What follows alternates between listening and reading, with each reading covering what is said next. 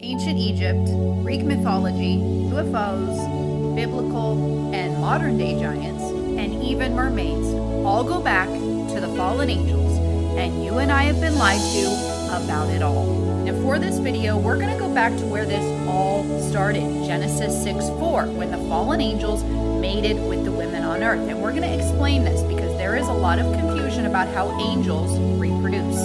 Genesis 6:4, there were giants on the earth in those days and also afterward when the sons of God, angels, came into the daughters of men, humans, and they bore children to them. They were the mighty men who were of old, men of renown. New International Version is more literal. It says the Nephilim were on the earth in those days and also afterwards. We get the word giant from the root word nephal, which is the singular of Nephilim. Nephilim is the plural of nephal. It means to fall. So Nephilim means the fallen ones. Jude 6 explains this further. He says, and the angels who did not keep their proper domain, but left their own abode, he has reserved in everlasting chains under darkness for the judgment of the great day. Now, angels have free will, just like you and I do. So there were angels that left their proper domain. They left the power of God. They left heaven, followed Satan.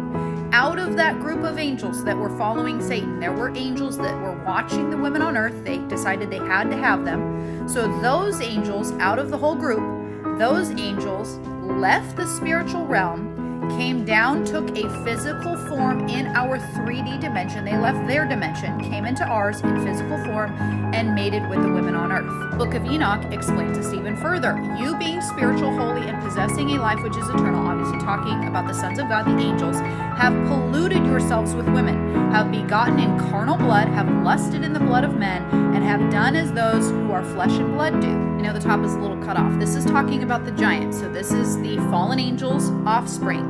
Now the giants, who have been born of spirit and of flesh, shall be called upon earth evil spirits, and on earth shall be their habitation. Now, evil spirits shall proceed from their flesh, because they were created from above. From the holy watchers was their beginning and primary foundation. Evil spirits shall they be upon earth, and the spirits of the wicked shall they be called. The habitation of the spirits of heaven shall be in heaven, but upon earth shall be the habitation of terrestrial spirits who are born on earth. Now, how does that relate to these guys, these, or even mermaids? For this, we go to the book of Enoch, and we will get into UFOs here in a second. First, we have to establish what exactly was going on before the flood. And all the others together with them took unto themselves wives. This was not a mutual thing. Adam and Eve were perfect. They were the epitome of beauty. So their offspring were all beautiful human beings. So the women on earth at that time were absolutely gorgeous. So the fallen angels saw them, had to have them.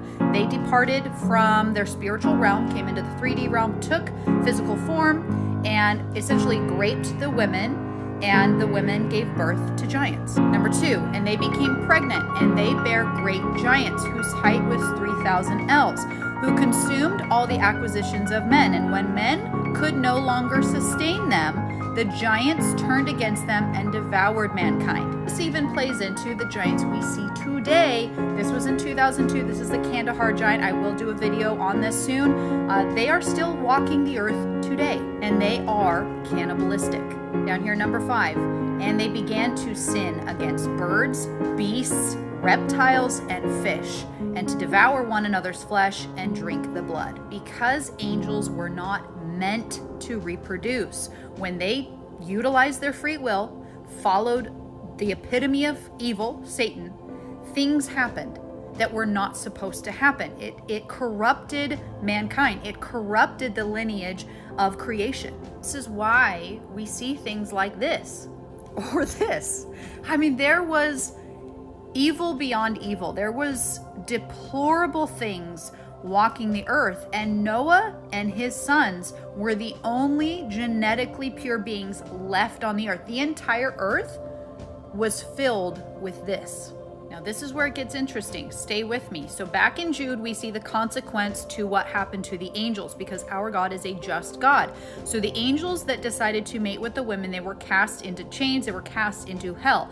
Now, Jews in Jesus' time commonly referred to demons as tamu nephal, which means dead nephal or dead Nephilim. Demons are the disembodied spirits of the dead Nephilim. When God flooded the entire earth, it wiped out all of the flesh. The spirits remained. God tells us that demonic spirits need a host. They are like parasites. They need a house to inhabit. They need a body to possess. Now we know after the flood, it did not take long at all before evil was on the rise again. Why? Because the spirits of the Nephilim still remained on earth. How this all played out after the flood, how giants walk the earth again, there is no clear answer to. It is a possibility that Noah's daughters-in-law did not have a pure bloodline, so their offspring paired up with the disembodied spirits of the Nephilim gave rise to the giants. It gave rise to all of that evil again. We do know for certain is there were giants on those earth in those days and also afterwards. So God is very clear that it started right up again. Now this brings us to the UFOs, because as it was in the days of Noah, so it will be in the Son of Man. Aliens are the fallen angels, and they are here attempting to do the exact same thing they did before the flood. The earliest well-known UFO abduction was in 1957, and if you and I know anything, that means that it had been going on well before that. This is what they want us to know. Boas underwent what he described as medical examinations. He claimed to have had physical samples taken, hair, blood, and skin scrapings. Interaction, here it is. He also reported an interaction with a female alien, which resulted in what he believed was an attempt at reproduction. What's interesting is every single UFO abduction account, there is always some kind of sexual interaction, because the fallen angels are attempting to reproduce with man. And this is why we have giants walking the earth and have always had giants walking the earth. Satan has always been trying to corrupt mankind, because you and I are made in the image of God, and he literally hates us for it.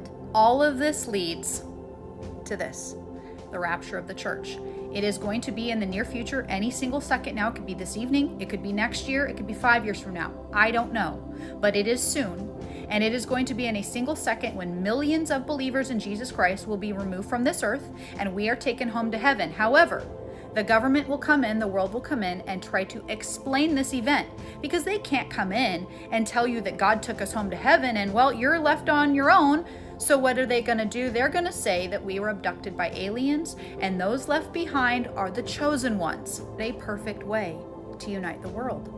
What a perfect way to usher in world peace. What a perfect way to usher in a one world system, one world government, one world religion. They already have the statement ready, because they have been preparing for this for years. Just like true believers know that we are in the season, Satan knows we are in the season. And that's why we are seeing such an influx of UFOs and alien discussion, because he has his little minions, his fallen angels ready, and they are circulating. So once the church is removed, we go up, they come down.